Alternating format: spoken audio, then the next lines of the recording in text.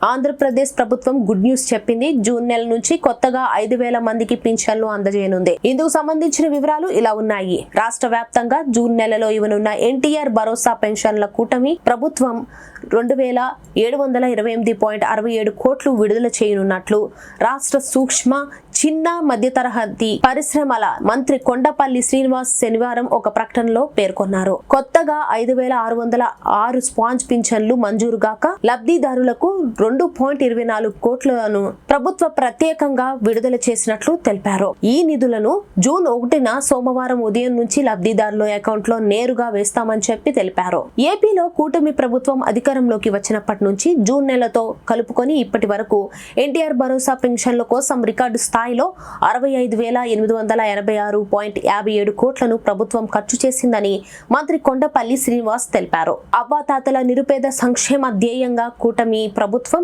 ఎన్టీఆర్ భరోసా పెన్షన్ల నిధులను ప్రతి నెల 1నే లబ్ధిదారులకు అందిస్తున్నట్టు మంత్రి కొండపల్లి తెలిపారు. ముఖ్యమంత్రి నారా చంద్రబాబు నాయుడు జూన్ 1 తేదీన కాకినాడ జిల్లా తూని నియోజకవర్గంలో పర్యటించనున్నారు. తూని మండలంలో చామవరంలో సీఎం పర్యటన కోసం అధికారికంగా యంత్రాంగం భారీగా ఏర్పాటు చేసినట్లు తెలుస్తోంది.